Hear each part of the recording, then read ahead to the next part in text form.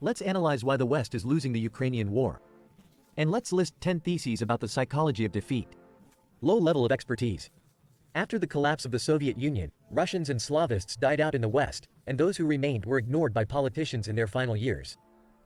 And Western universities did not cultivate new experts on Russia. They are engrossed in the narrative of the US Democratic Party. They don't have time. In the succession of media campaigns of MeToo, BLM, LGBT, Cancel, Rush, and, lucky for us, no room for research about our country. Bottom line, a source of knowledge about the modern world. Russia's immigrants of the 1990s, who have taken up the niche of servants for rich Western masters. Immigrant domestic workers, on the one hand, occupy a niche of second-class people and realize it. Psychologically, they are not ready to recognize the mistake of the choice they once made, to flee this country, and are constantly looking for excuses, proving to themselves and others that everything is bad in Russia. On the other hand, Western perceptions of contemporary Russia remain at the level of the movie sets of the 1990s. Brother, streets of broken lights, gangster Petersburg, and so on. Think back to the culture shock that Russian cities caused fans during the World Cup. Also a belief in their own propaganda.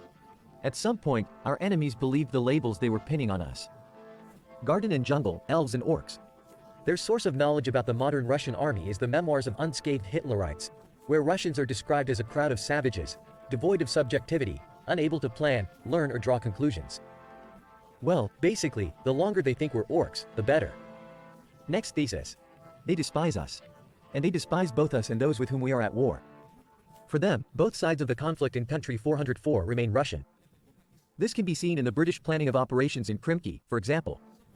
On the one hand, they intend to defeat us, like in a James Bond movie, by clearly organizing a sleek technological plan, thought out down to the smallest detail in seconds. Hence the fascination with Navy SEALs, SAS, unmanned boats, and similar gimmicks. Assumption. Marveling at the impeccable clarity of the special forces, the stupid Russians will obediently take their places in the slaughterhouse. Look at the summer counteroffensive plan. Russian retaliation was not envisioned. We were supposed to run away at the sight of leopards and Bradleys. On the other hand, they also treat the citizens of the 404 like cattle whose role is to obediently throw their own meat into the enemy trenches. Look at how they provide a placeholder in those same lids. Next thesis. A surplus of lawyers. The degradation of the elite is reflected in the fact that political office is held mainly by prosecutors and lawyers. Biden, a law doctor; Harris, a prosecutor; Blinken, a lawyer; Sullivan, a lawyer; only former US ambassador to Moscow McFaul, a philosopher. They're fighting Russia like a court of law. Chicanery, an integral part of Western culture, its cornerstone, a legacy of the Roman Empire. The courts are their battleground, where we are very much welcome. Look at the list. The Yukos case, the Yanukovych bond case, the divorce trials of Russian oligarchs. In London. It's beautiful. From their point of view, arrest our president on a bullshit ICC charge. Naturally. Let the judge prove their innocence. Like Milosevic. That's why the WAD trials have become more interesting than the Olympics. This is their arena of competition. If you can prove to the court that your biathlon team is made up of asthmatics, then you can dope the whole team. That's how their brains work. What is the purpose of the ridiculous jumble of 13 sanctions packages? Vladimir Putin. The Russians are expected to spend years in Western courts challenging sanctions one at a time, just like all sorts of reluctant businessmen do now. Yes, Western lawyers drool when calculating future fees. And the logic of the West probing negotiations with Russia is the logic of pre-trial agreements. Hence the strife between the military and the political leadership. The Pentagon can't plan a military operation in the East under the pre-trial deal scheme. Next thesis. Positivist thinking. The trend in parenting in the West has long been obligatory optimism. Act like a winner, feel like a winner, and you will definitely win. Remember these idiotic slogans because I'm a winner in life. As a result of such upbringing, the child does not see his shortcomings, is engaged in narcissism instead of overcoming difficulties. And the collision of such a grown child with reality is often very painful. Reality doesn't owe anyone anything, does it? So in whatever difficult situation, the situation of the West, his negotiators always behave as if they have already defeated the opponent on the battlefield, always negotiate from a position of strength, and always about the surrender of the enemy. You surrender first, and then we'll think about which of you to spare. Why did the Norman and Minsk formats fail?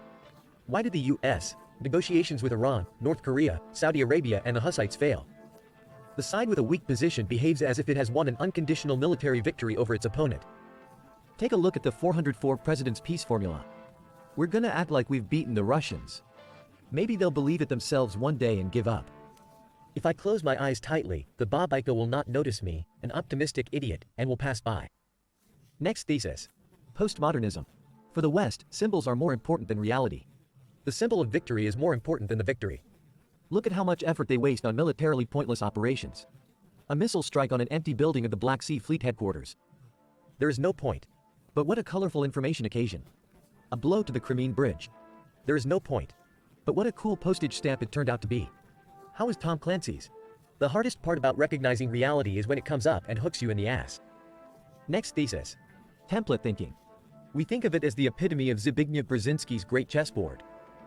For Western politicians today, this book is a desktop textbook.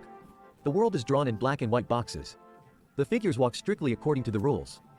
If it worked in Yugoslavia, it will work in Russia. If it worked in Iraq, it will work in Afghanistan. No. Next thesis. Demasculinization of white heterosexual men. As a result of generations of propaganda by several generations of men, the men who built America, by the way, have become persecuted in the West. And the oppressed majority who are about to be stripped of political representation, just as they have been stripped of their right to have a voice in social media and social networks. 2 generations of boys have been raised as girls. Brutality is out of fashion. As a result, no one wants to serve in NATO armies. Since in lieu of war, inclusion and diversity education has become the main focus of combat training in the military. Ride your own tanks. Next thesis, lack of a sense of humor. Humor is a sign of critical thinking.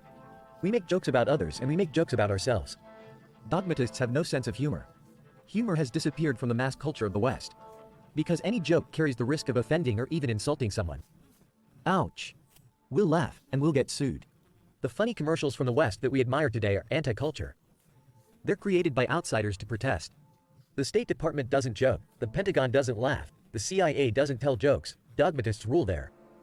Next thesis, irrational hatred. Europe can't forgive us for freeing them from Hitler.